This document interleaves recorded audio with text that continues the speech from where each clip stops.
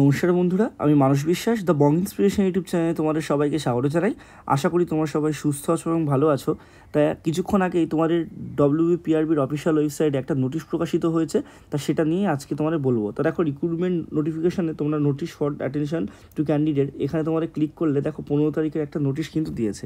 তা gate details করার আগে একটা কথাই বলবো, যারা যারা আমার এই চ্যানেলে নতুন তোমরা অবশ্যই চ্যানেলটি সাবস্ক্রাইব করে পাশের বেল আইকনটি ক্লিক করে রাখো এরকম আপডেট পাওয়ার জন্য, এবং আমার Telegram channel the Bong inspiration অফিসিয়ালেও কিন্তু যুক্ত হয়ে যাও।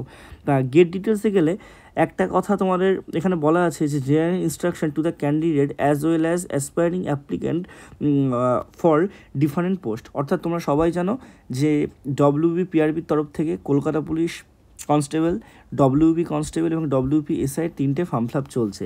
তা অনেকেরই কিন্তু পেমেন্ট নিয়ে সমস্যা হচ্ছিলো, তা সেটার কথাই কিন্তু এখানে বলা আছে। যে প্রথম যে পয়েন্ট সেখানে দেখো বলা আছে the applicants of ongoing recruitment drive for which the application window are still open having payment related issue are requested to read the frequently asked question. অর্থাৎ সবাইকে কিন্তু পেমেন্ট রিলেটেড ইস্যুর জন্য FAQর কথা পড়ার কথা বলা হচ্ছে, এবং এখানে কিন্তু বলে দিয়েছে যে যারা ডবল পেমেন্ট করেছে যে সিঙ্গেল অ্যাপ্লিকেশনের জন্য, তারপরেও payment failed but account debited দেখাচ্ছে, ঠিক আছে, এটা কিন্তু অটোমেটিকলি রিজলভ হবে অ্যাপ্লিকেন্টে, ঠিক আছে, সেটা বলা হয়েছে। এবং the West Bengal police recruitment board no role to play this issue. অর্থাৎ যারা যারা ফর্ম ফিল আপ করছো এবং পেমেন্টে বিশেষ করে WP SI ক্ষেত্রে হচ্ছে 2-3 বার পেমেন্ট করার পরেও কিন্তু তাদের অ্যাপ্লিকেশনটা সাবমিট হচ্ছে না এবং তাদের পেমেন্টটা কিন্তু ফেল দেখাচ্ছে, সেক্ষেত্রে কিন্তু WP এর জন্য কোনো দায়ী না, এটা অটোমেটিক কিন্তু রিজলভ হবে। এবং এখানে বলে দিয়েছে যে the applicant for the recruitment drive which application window active present are advise not send any request. অর্থাৎ তোমাদের একটা কথাই বলা হচ্ছে, আমি তোমাদের পুরোটাই বলে দিই, যে যারা যারা বারে বারে PRBকে মেল করছো বা ফোন করছো এইসব বিষয়ে, তাদেরকে বলা হচ্ছে তাদের কিন্তু এই যে অ্যাপ্লিকেশানটা করার পরেও, এই সময়সীমার পরেও কিন্তু একটা এডিট উইন্ডো দেওয়া হবে।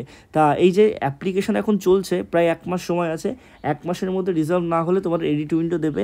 তা বারে বারে PRBকে কিন্তু এটা জানানোর কোনো প্রেজেন্ট মুমেন্টে কোনো দরকার নেই।